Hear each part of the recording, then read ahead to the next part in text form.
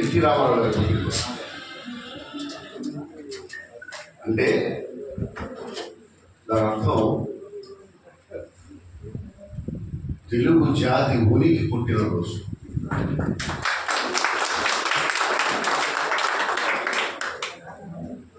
నాకు తెలిసినంత వరకు ఆయన లాంటి వ్యక్తి అంతకు ముందు కానీ ఆ తర్వాత కానీ పుట్టడం జరగలేదు. ఇప్పుడు ట్విట్టర్ ఓపెన్ చేస్తే ఎవరెవరు ఈ జడ్జికి సంబంధించినటువంటి జడ్జి అంటే అది నాకు జడ్జి ఏంటంటే దాంట్లో నిర్ణయాలను పుట్టినవాళ్ళు, విషయం తెలియనివాళ్ళు, నాలెడ్జ్ లేనివాళ్ళు అని అర్థమా? కాదు కదా. జడ్జి అంటే రేపటి బాట వేసేవాడు, వాళ్ళని తీసుకెళ్లాల్సిందే, రేపటి నడిపించాల్సిన వాడు.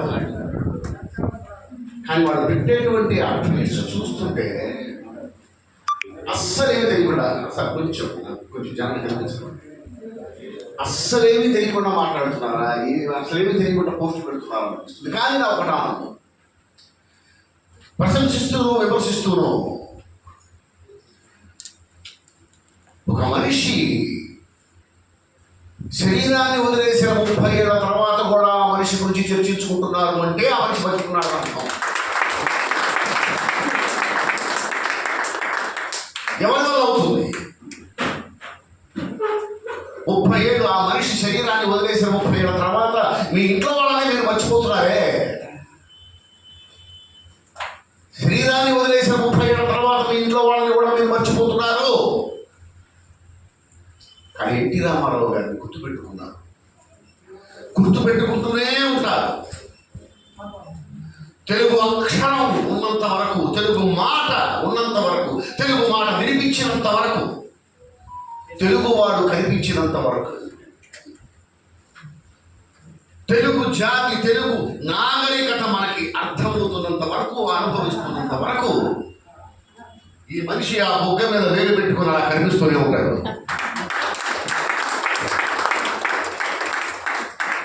తలపాగా చుట్టి నవ్వుతూ ఆకాశం వైపు చూస్తూ కనిపిస్తూ ఉంటాడు. రా కదలి రా అంటూ చెయ్యడం ముందుకు చూపించి నడిపిస్తూ ఉంటాడు, మనకు కనిపిస్తూ ఉంటాడు. 30 ఏళ్ళు ఆయన శరీరాన్ని చాలించి 30 ఏళ్ళు గుర్తుపెట్టుకోండి. ఇప్పుడు నేను ఒకటే చెప్తాను, ప్రతి మనిషి పుట్టడానికి ఒక అర్థం ఉంటుంది, ఒక కారణం ఉంటుంది. అసలు అర్థం లేకుండా, కారణం లేకుండా భగవంతుడు ఏ ప్రాణాన్ని భూమి మీదకి వదిలిపెట్టడు.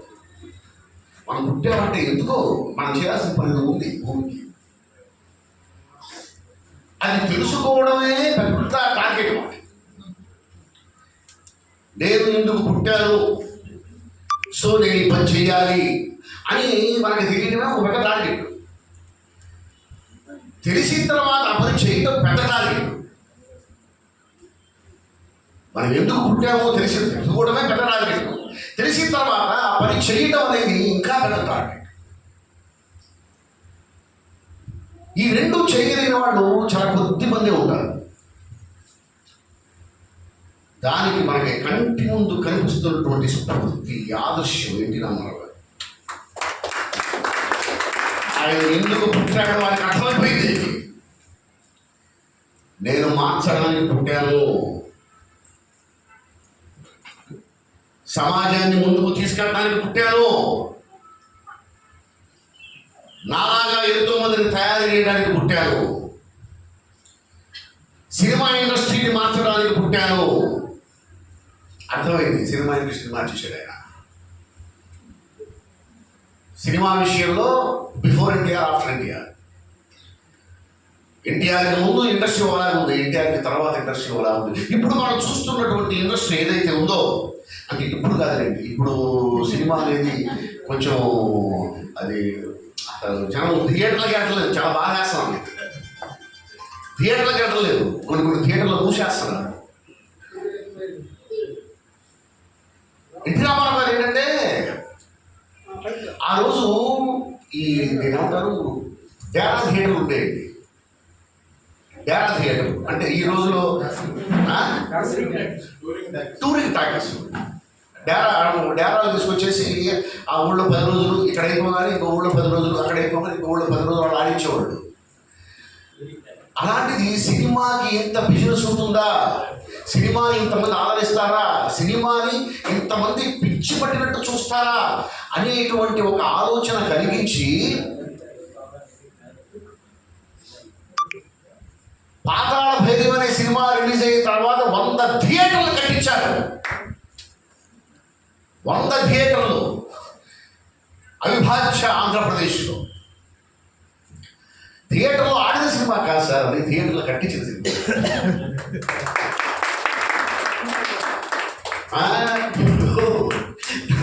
ఇన్ని థియేటర్లో రిలీజ్ అయింది. ఒకప్పుడేమో ఇన్ని థియేటర్లు ఆడిందని చెప్పుకునేవాళ్ళు, ఇప్పుడేమో ఇన్ని థియేటర్లు రిలీజ్ అయిందని చెప్పుకుంటున్నారు. కానీ థియేటర్లు కట్టించిన సినిమా రామారావు గారి పాతాళ భైరవి కానివ్వండి, నాగేశ్వరరావు గారి బాలరాజు కానివ్వండి, ఇవన్నీ థియేటర్లు కట్టించిన సినిమాలు. ఇప్పుడు సినిమా ఇండస్ట్రీలో మరి దానికి కారణం ఏంటో నేను ఎవరిని నిందించే స్థాయి కూడా నాకు లేదు. కానీ అసలు థియేటర్లు జరగటం లేదు, థియేటర్లు మూసేసే పరిస్థితి వస్తుంది. ఇప్పుడున్నది కాదు, కానీ సినిమాకి వైభవాన్ని తీసుకొచ్చినటువంటి వ్యక్తి, శక్తి, వ్యవస్థ ఎన్టీ రామారావు. అసలు మాస్ హీరో అనే దాని నిర్వచనం ఎన్టీ రామారావు గారు. సినిమా హీరోకి ఫ్యాన్స్ తయారు చేసింది ఎన్టీ రామారావు గారు. థియేటర్లకి బ్యానర్లు కట్టించింది ఎన్టీ రామారావు గారు. కట్అవుట్లు పెట్టించింది ఎన్టీ రామారావు గారు. కట్అవుట్లకి దండలు వేయించింది ఎన్టీ రామారావు గారు. ఒక సినిమా యాడ్ పేపర్ మీద ఎక్కించింది ఎన్టీ రామారావు గారు. ఒక సినిమా కోసం ప్రజలు ఎదురు చూసేలాగా చేసింది ఎన్టీ రామారావు గారు. ఆ తర్వాత ఆయన బాటలో నడిచి చాలా మంది వచ్చారు, ఆ స్థాయికి వచ్చారు. ఆ స్థాయికి చాలా మంది వచ్చారేమో, కానీ ఆ స్థానం మాత్రం ఎవరికి రాదు. స్థాయి వేరు, స్థానం వేరు. ఆ స్థాయికి రావాలి కూడా, వస్తారు. ఇప్పుడు వస్తారు, నిన్న వచ్చారు, రేపు వస్తారు, ఎల్లుండి వస్తారు. కానీ ఆ స్థానం మాత్రం చూసారా, అది ఖాళీగా ఉంటుంది. ఆ ముఖ మీద వెళ్ళిపెట్టుకుంది, నవ్వుతూ, చిరునవ్వుతూ, చిరుగా ఆసక్తూ. ఆ తర్వాత మళ్ళీ రాజకీయ వ్యవస్థను మార్చేయాలనుకున్నాడు ఆయన. దీనికోసం పుట్టాడు, మార్చేశాడు. సినిమాలో బిఫోర్ ఎన్టీఆర్, ఆఫ్టర్ ఎన్టీఆర్. రాజకీయ రంగంలో కూడా బిఫోర్ ఎన్టీఆర్, ఆఫ్టర్ ఎన్టీఆర్. రాజకీయ రంగంలో కూడా ఇప్పుడు నడుస్తున్నటువంటి రాజకీయం ఏదైతే ఉందో అదంతా ఎన్టీ రామారావు గారి సృష్టి. బీసీలను తీసుకెళ్లి అసెంబ్లీలో కూర్చోబెట్టినటువంటి శక్తి రామారావు గారు తీసుకొచ్చినటువంటి, ఆయన చేసినటువంటి సంస్కరణలు, ఆయన చేసిన ప్రక్షాళనలు చెప్పాలంటే ఒక 24 గంటలు సరిపోదండి. జస్ట్ పీరియడ్ ఆఫ్ 7 years, 7 సంవత్సరాల కాలంలో మీరు ఒక్కసారి చూడండి. ఆయన 83లో ఆయన ముఖ్యమంత్రిగా ప్రమాణ స్వీకారం చేసిన తర్వాత అన్ని సంక్షోభాలే. ఆయన అసలు కూర్చోనివ్వలేదు, నిలబడివ్వలేదు. అప్పుడు ఉన్నటువంటి ప్రతిపక్ష రాజకీయ శక్తులు, స్వపక్షంలో కూడా ఉన్న రాజకీయ శక్తులు ఆయన కనీసం నిలబడివ్వలేదు, కూర్చోనివ్వలేదు, పడేశారు. మళ్ళీ ఒక సుడిగాలి పర్యటన చేసి మళ్ళీ ఆయన కుర్చీలో కూర్చున్నాడు. ఎవరి వల్ల కాదు, ప్రపంచంలో just a period of 1 month వచ్చి కూర్చున్నాడు. మళ్ళీ ఆయన ప్లేస్లో ఆయన కూర్చున్నాడు. కూర్చున్న తర్వాత మళ్ళీ మినిస్టర్లు మళ్ళీ ఆయన మాట్లాడడం మానేశాడు. మళ్ళీ మొత్తం రద్దు చేశాడు. మళ్ళీ ఎలక్షన్ అయ్యాడు. అంటే అసలు ఆయన చేయడానికి టైమే ఇవ్వలేదు ఆయనకి. అయినా కూడా ఆయన పరిపాలించినటువంటి 7 ఏళ్లలో 2 సంవత్సరాలు సంక్షోభంలోకి పోతే, ఒక 5 ఏళ్లలో ఆయన చేసినటువంటి సంస్కరణలు, ఆయన చేసినటువంటి ప్రక్షాళనలు భారతదేశం మొత్తానికి ఆదర్శమైనవి. ఒక్క 5 ఏళ్లలో ఎవరు సార్ అలా పరిపాలించేది? ఎవరండి? ఆఖరికి ఆయనకి ప్రతిపక్షంలో ఉన్నటువంటి రోసయ్య గారు ఒక రోజు అసెంబ్లీలో చెప్పారు, అసలు ఎన్టీ రామారావు గారు అనే వ్యక్తికి అసలు అవినీతే తెలియదు, ఒక్క పైసా కూడా లంచం తీసుకొని ఒకే ఒక వ్యక్తి భారతదేశంలో ఎన్టీ రామారావు గారు అని చెప్పి రోసయ్య గారు చెప్పి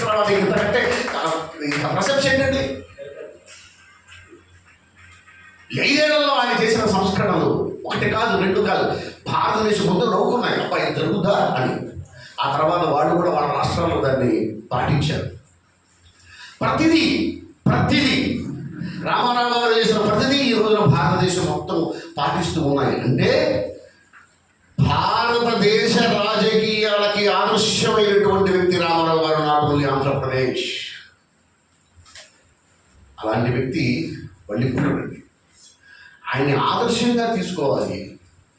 ఆచరించడం మన వల్ల కాదు, కనీసం ఆదర్శంగా తీసుకోవాలి. కులాల పేరుతోనో, మతాల పేరుతోనో, పార్టీల పేరుతోనో వ్యవస్థని మార్చిన వాళ్ళని విమర్శించకూడదు. భగవంతుడికి కులం ఉంటుందా?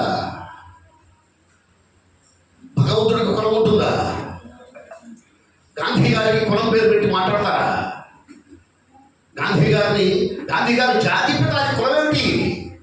జాతిపితకి కులం లేదు. శ్రీరామచంద్రుడికి కులం లేదు, శ్రీకృష్ణుడికి కులం లేదు, మహావిష్ణుడికి కులం లేదు, శివుడికి కులం లేదు, బ్రహ్మకి కులం లేదు, ఆదిపరాశక్తికి కులం లేదు. అలాగే ఎన్టీ రామారావు గారికి కూడా కులం లేదు. పొరపాటున కూడా కులం పేరుతోనో, మతం పేరుతోనో రామారావు గారిని విమర్శించేటువంటి పెట్టాడు. ఆ ట్విట్టర్లో ఆయన 40 బజ్జీలు తింటాడు, 50 బజ్జీలు తింటాడు. ఆయన ఇన్ని బజ్జీలు తింటే నీకు ఎందుకు? ఆయన డబ్బులు నీకు 2 రూపాయలకి కిలో బియ్యం ఇచ్చి నీకు అన్నం పెట్టాడా లేదా?